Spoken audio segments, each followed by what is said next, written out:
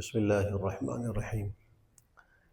سحری کھانا پیغمبر صلی اللہ علیہ وسلم کی سنت بھی ہے اور مستحب بھی ہے۔ اس سے بہت سارے فائدے حاصل ہوتے ہیں۔ روزے کے اندر تقویت بھی محسوس ہوتی ہے، دن بھر بھوکا پیاسا رہنا انسان کے لیے آسان بھی ہو جاتا ہے۔ بہت سے لوگ سحری نہیں کھاتے، رات کو دیر سے کھانا کھاتے ہیں اور صبح کو بغیر کچھ کھائے پیے روزہ شروع کر دیتے ہیں۔ اگرچہ روزہ تو اس سے ٹھیک و درست ہو جاتا ہے، لیکن وہ سحری کی سنت اور برکت سے محروم رہتے ہیں۔ سحری کے اندر اگر زیادہ کھانا اس کو مشکل لگتا ہے تو خالی پانی پی لے، ایک دو کھجور کھا لے تو اس سے بھی سحری کی برکت حاصل ہو سکتی ہے۔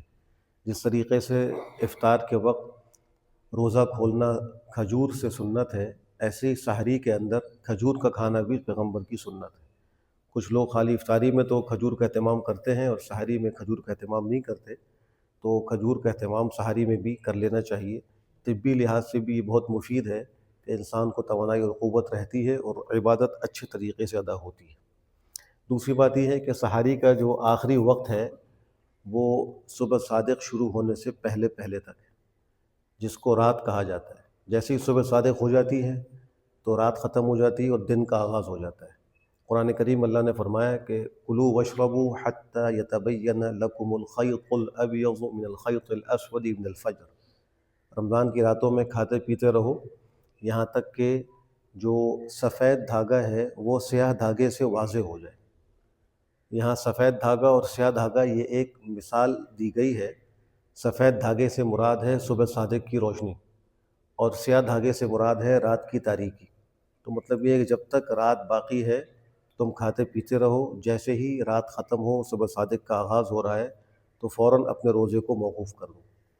روزہ بند کرنے یا سحری کا تعلق اذان کے ساتھ نہیں ہے۔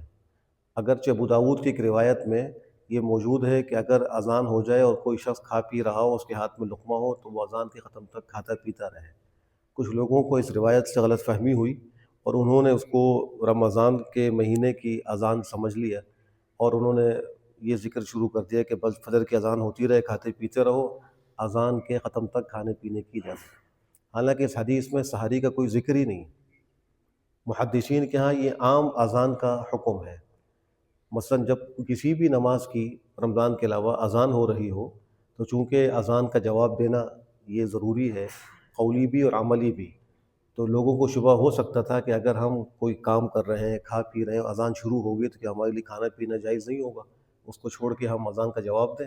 تو آپ نے فرمایا کہ نہیں، اگر تم اپنے کسی کام میں لگے ہوئے ہو، اذان شروع ہو جائے تو اپنے اس کام کو اذان پورا ہونے تک مکمل کر لو اور پھر جا کے نماز کی تیاری کر لو۔